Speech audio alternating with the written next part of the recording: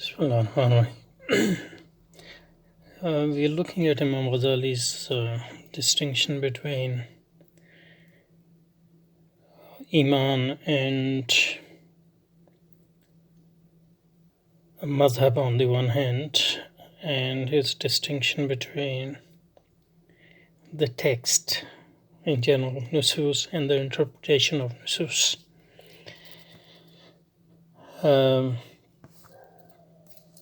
And in previous sessions, we looked at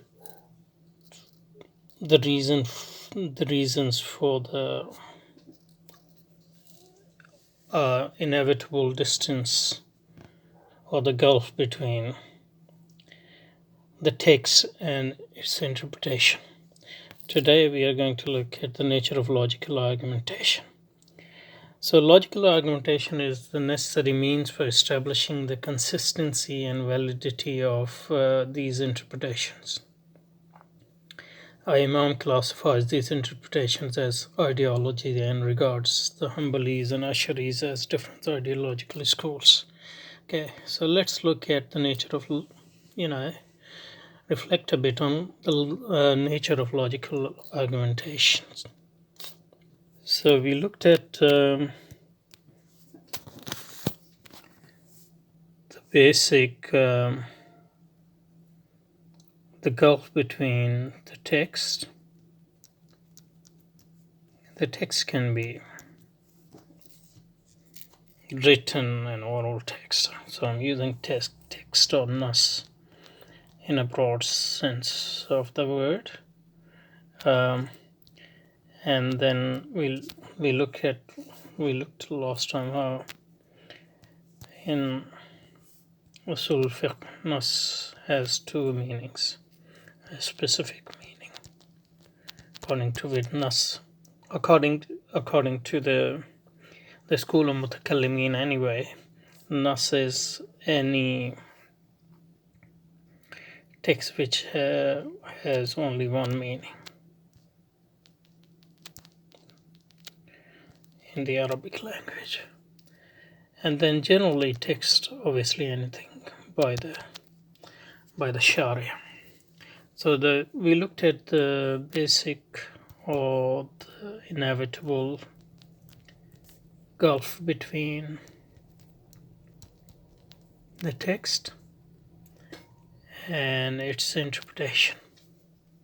So the text and its interpretation.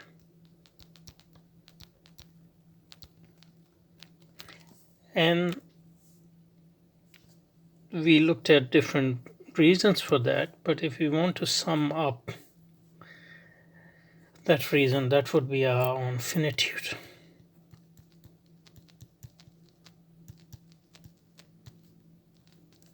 Our finitude and the finitude of rationality as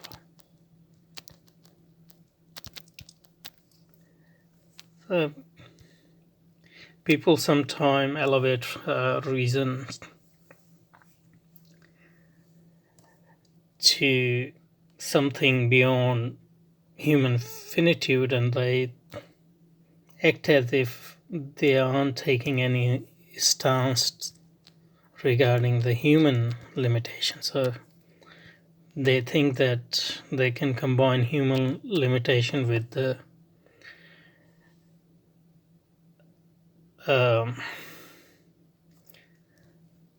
with a grandiose conception of rationality, but reason is human reason. There's no other reason, and if there is any other reason, we don't have any access to it. Otherwise, we won't be humans. So rationality is function of our brains, and it's also a function of our socialization. And if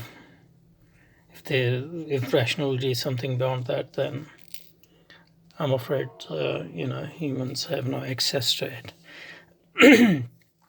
So those who in the past held grandiose conceptions of rationality, Stoics and others,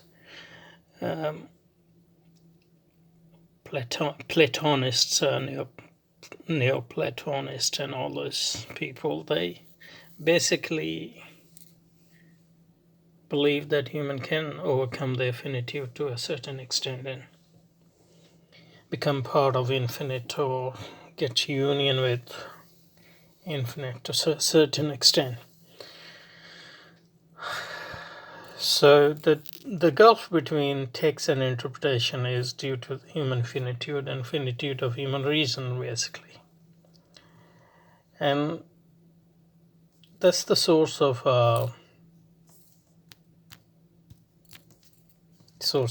freedom and source of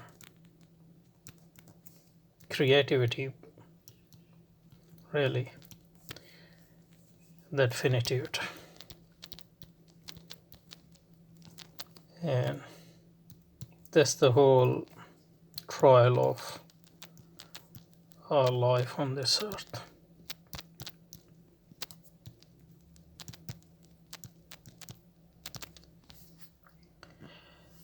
Now, part of human reason is human logic and logical arguments. Logic is a very powerful tool, there's no doubt.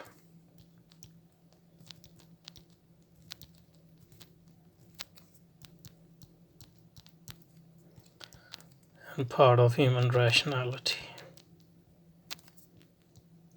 which can be dubbed as technical rationality or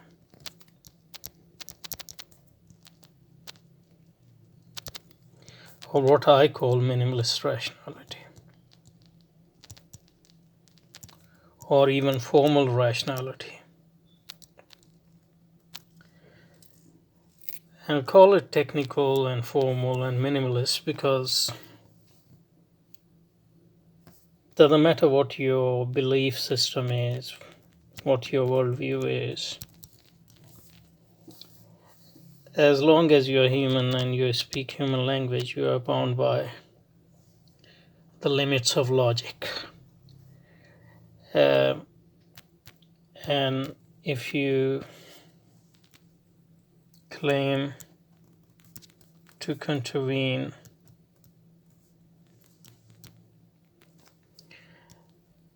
and flout, is it flout? Flout the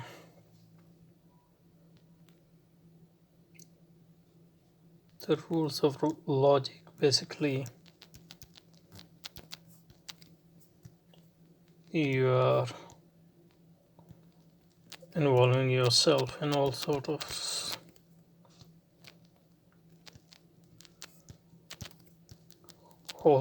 of contradictions, aporias and dilemmas, sort of a performative contradiction which you can't really, unless you have lost your mind, you can't really deny. Although depending on how obvious it is, or if it is obvious or not, people can have a different view. People can have different assessment of whether we are following logical rules or not. But we can't, like physically, it's impossible really to deny or contravene or reject the logical argumentation. So, because they are important for our survival as well, not our survival in human and non-human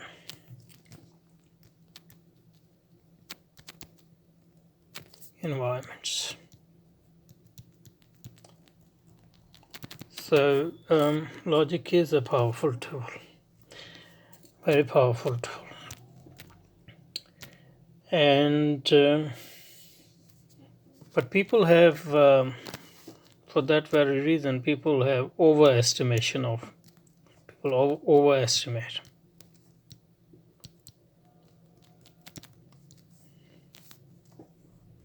or exaggerate, or they have exaggerated view of logic, overestimate what logic can do.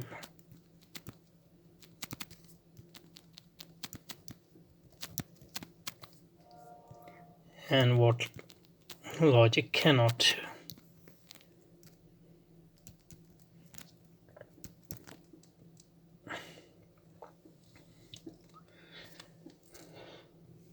Overestimated view of what logic can do and what logic cannot do.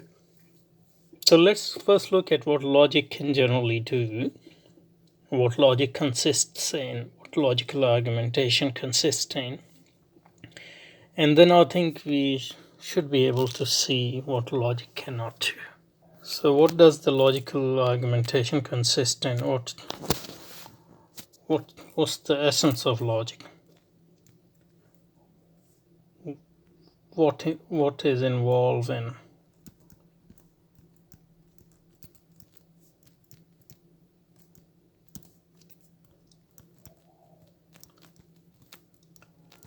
argumentation?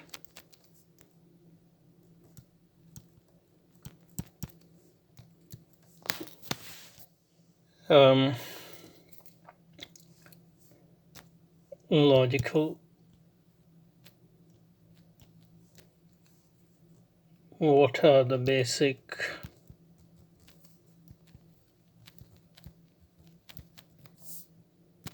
principles on which logic is based, or logical arguments operates on the basis of it? Principles or rules?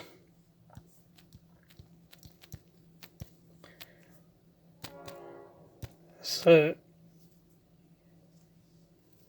as the text says, logical argumentation necessary means for establishing the consistency and validity of these interpretations.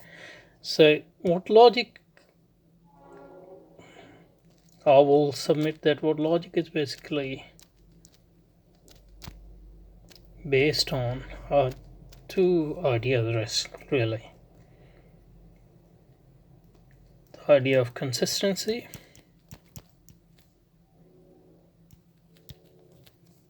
and the idea of validity. Obviously, I'm talking about logical validity, because validity is used in different ways. So the notion of validity is also used in more substantial forms of rationality, which is beyond logic, which is substantial, non-minimalist. That's why the substantial conception of rationality are not the same for every interpretation or every worldview, but logic is the same, because the logic is basically based on the idea of consistency, and it's based on the idea of validity. So just look at the idea of consistency.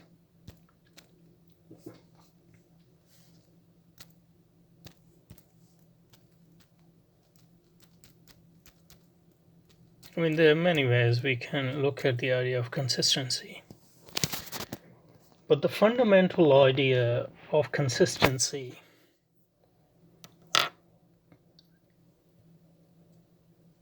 basically means that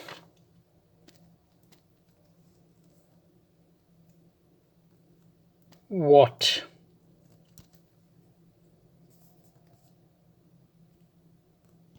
set of propositions, statements I can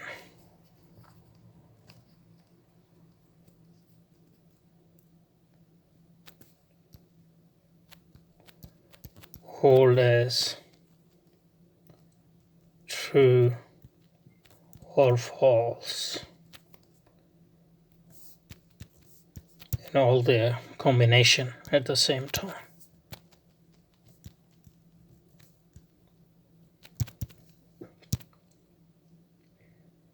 So if, for example,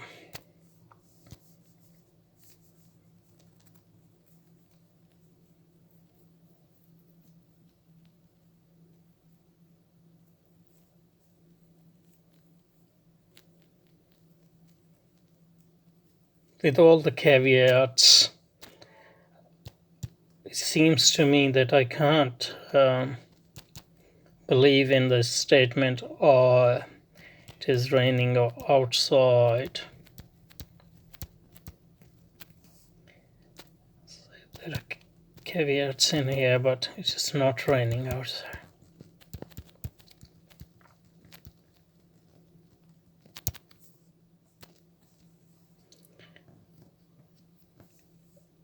So let's suppose that this statement is about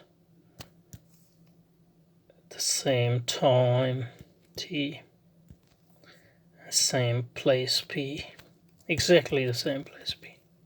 It seems to me that as a rational person I can't uphold both statements to be true. Truth of one implies the falsehood of another. And this is a very strong type of inconsistency, which we call contradiction, where both the statements can't be true at the same time and can't be false at the same time. And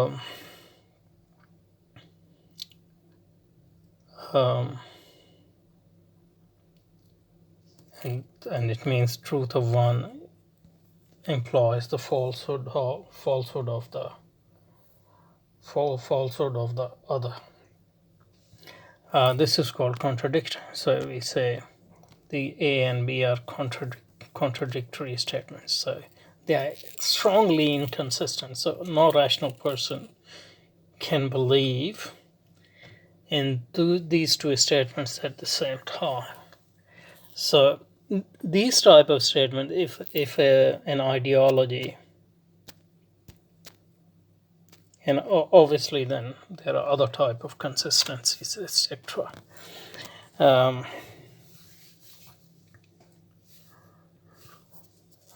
So this was contradiction. So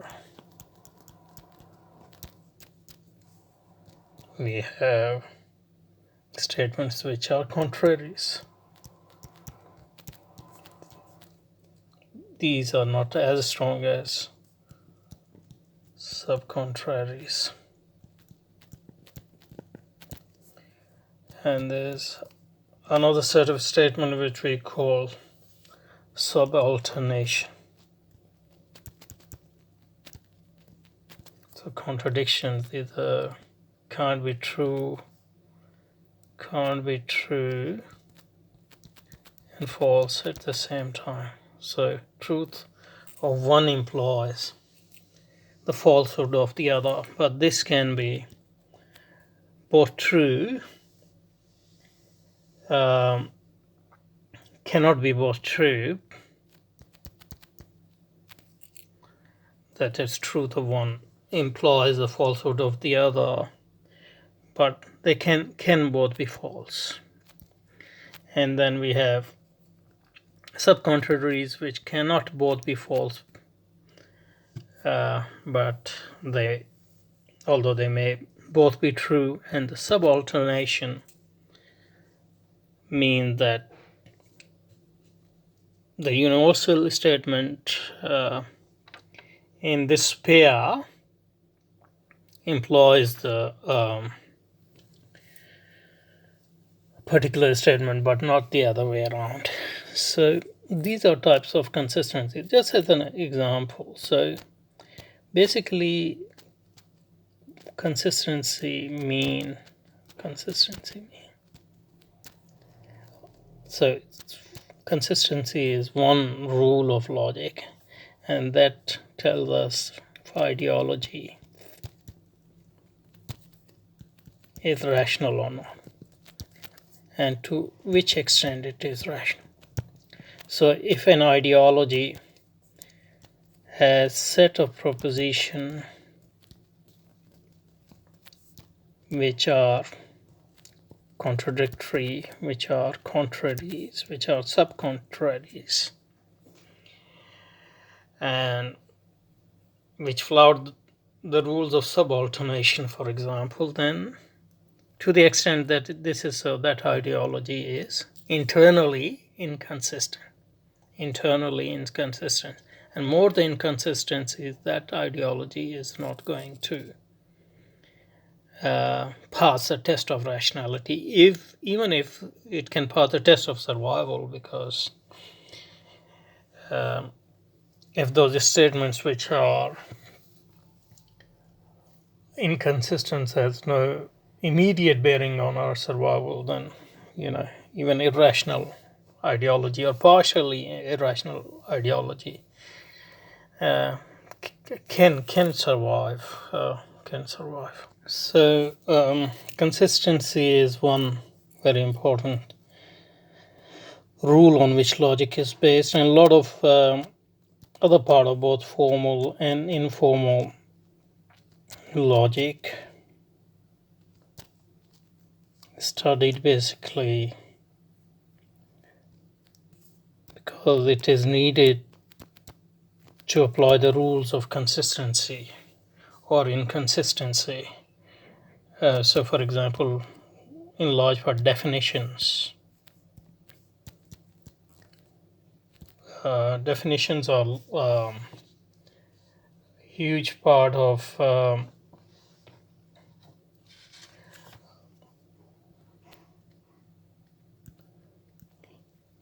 classical logic,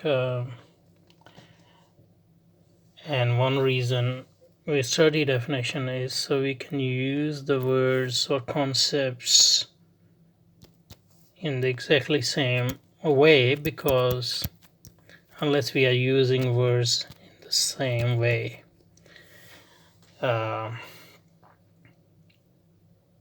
we cannot assess the consistency or inconsistency of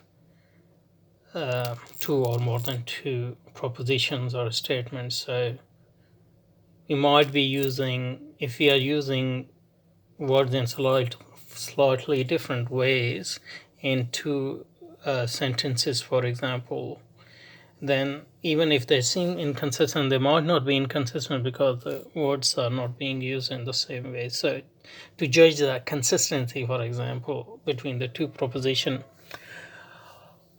we need to make sure that all the terms or all the concepts used in those statements are used in exactly the same way. So in other words, the word shouldn't have vagueness, or because that might lead to or ambiguity that might lead to equivocal or more than one meaning of a concepts, and in one sentence we might be using it in one way, and in the other one we might be using in the other way. So a lot of logic revolves around this conception of consistency, and it's the tool which we use to and are necessary for assessing the consistency. And the other important concept is validity.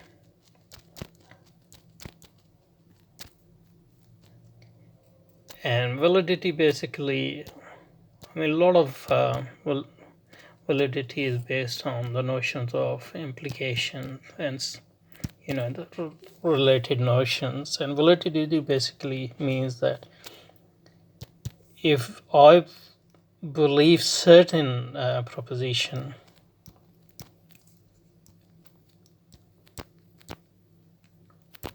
then what other proposition I'm entitled to believe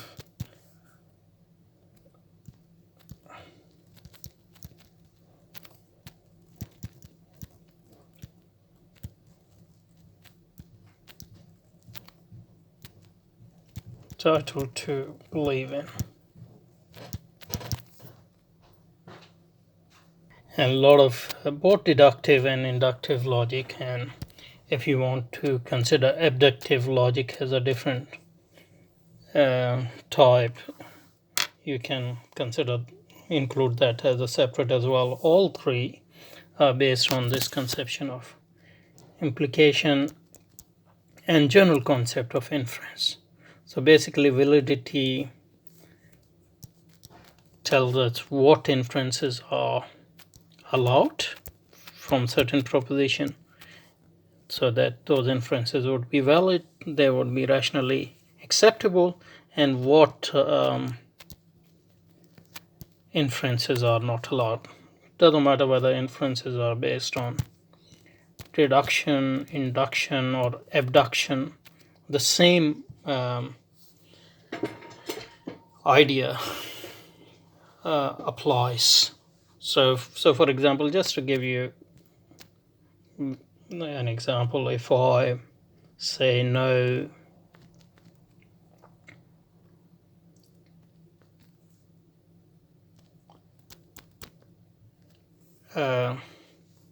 athletes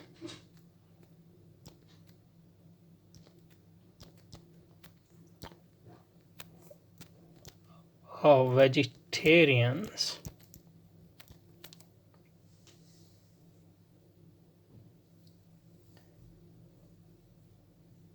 this is a negative universal proposition,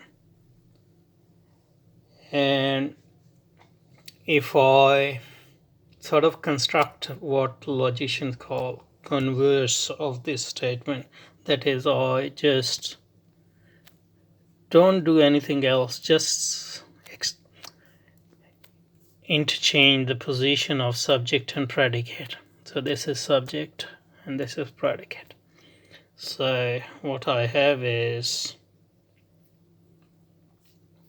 so if I change that, I will get no vegetarians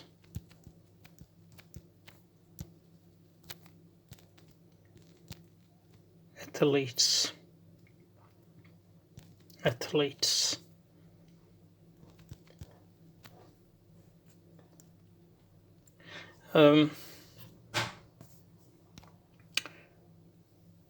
So then so this is E, and this is its converse. So I can ask myself the question whether this follows from this. And if we look at no athletes are vegetarians, so I'm denying that any athlete is vegetarian. So I'm excluding the class of athletes from the class of vegetarians. So that means these classes have nothing in common. It means that I can assert no vegetarians are athletes and my inference would be valid.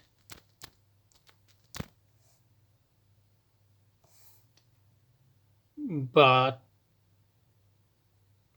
not all of inferences, not all types of conversions are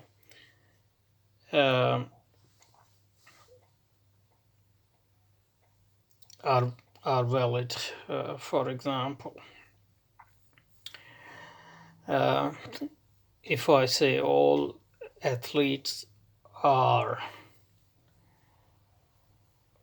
vegetarians, then I can say some vegetarians are athletes. But if I say, for example, some athletes are not vegetarian, it's converse. Some vegetarians are not athletes, might not be valid, and things like that.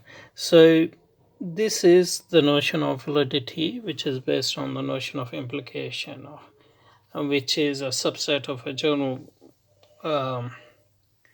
idea of inference, and whether inference are valid and invalid. And the basic idea behind that is, given that I believe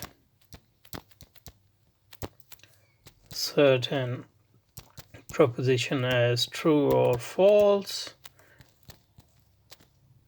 what others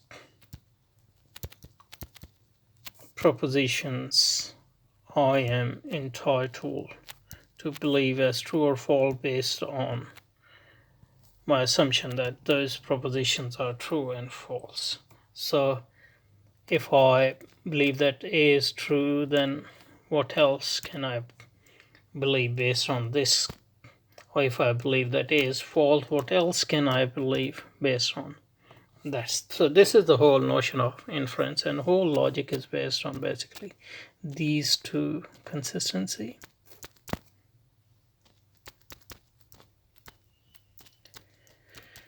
and validity. The notion of validity, so which inferences are valid from given, and consistency basically is what proposition can be held to be true or false at the same time. What collection? So this is compatibility or incompatibility of the propositions which we already believe in. And validity is basically tries to give us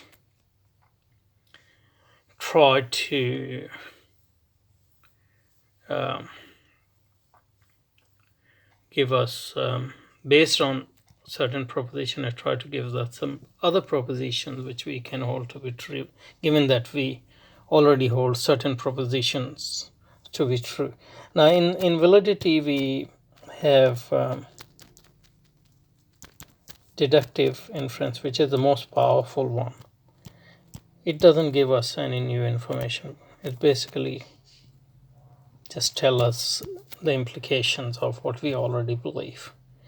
But since it's not always easy to see what other things are involved in what we already believe in, we might not. It is a very important tool. There are other inferences like inductive and abductive. They do give us some new information based on what we already believe. So, but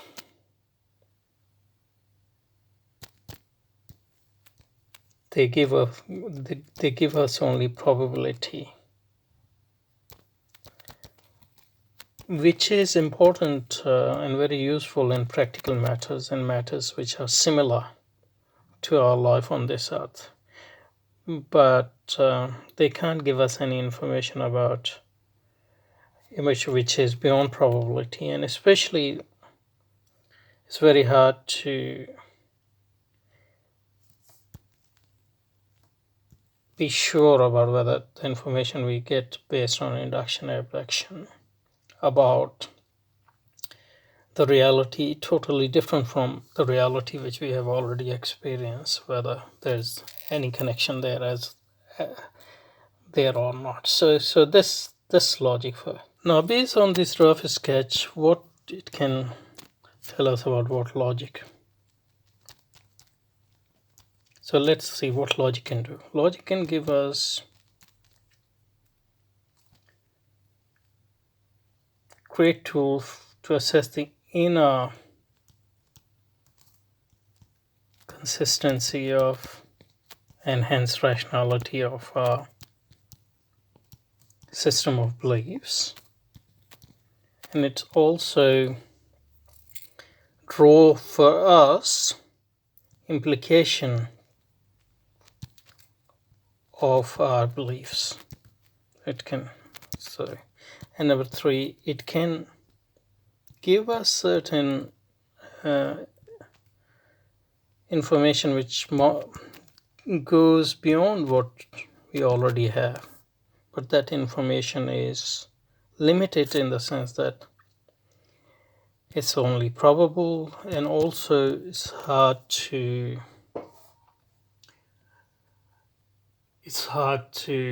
see whether this probability can be translated to the realities with which we can imagine, but we don't know anything about on the experiential level. So basically, logic, so that's what logic does. So what logic can't do? So as we saw, logic starts with certain proposition or belief system,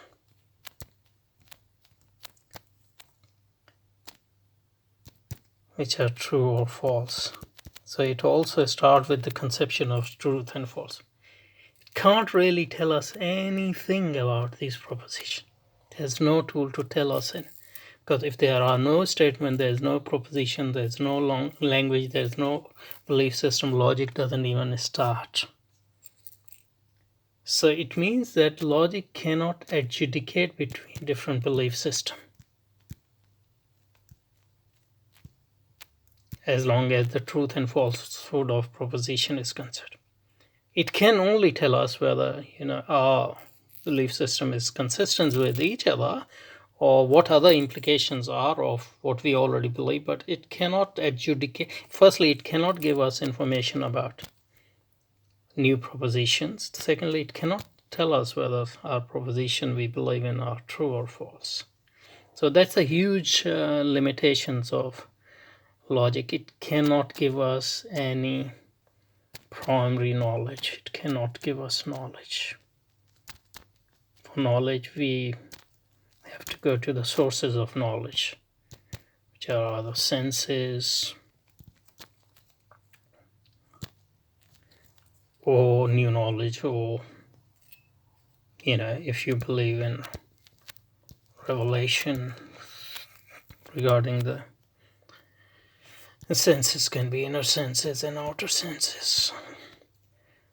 So this logic has nothing to do with, and that's why logic cannot resolve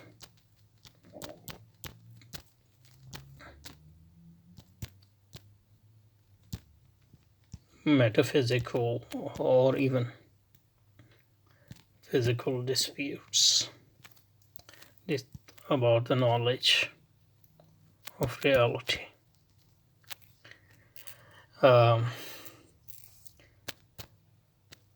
People in ancient and medieval time thought that logic can do that. Logic can establish whether God exists or not. But they were wrong, obviously. And and even when modern logic was developed, some analytic philosophers, for example, thought that some of the logical techniques might help us to resolve issues about metaphysical matters. But if the history of last 100 years is any guide, those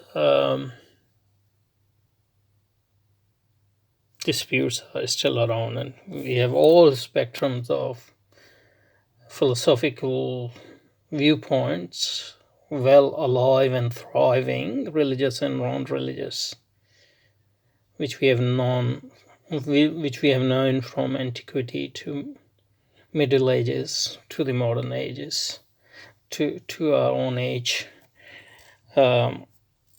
So this is logic, basically. So we can underestimate logic, but we can also overestimate logic. So we will underestimate logic when we neglect its role as the measure of consistency and internal coherence and as a test for validity. But we will exaggerate and overestimate the value of logic if we think that logic can give us any new information about physical or metaphysical worlds, or whether it can adjudicate between different worldviews, except as far as internal consistency and validity is concerned. So that's it. Yeah.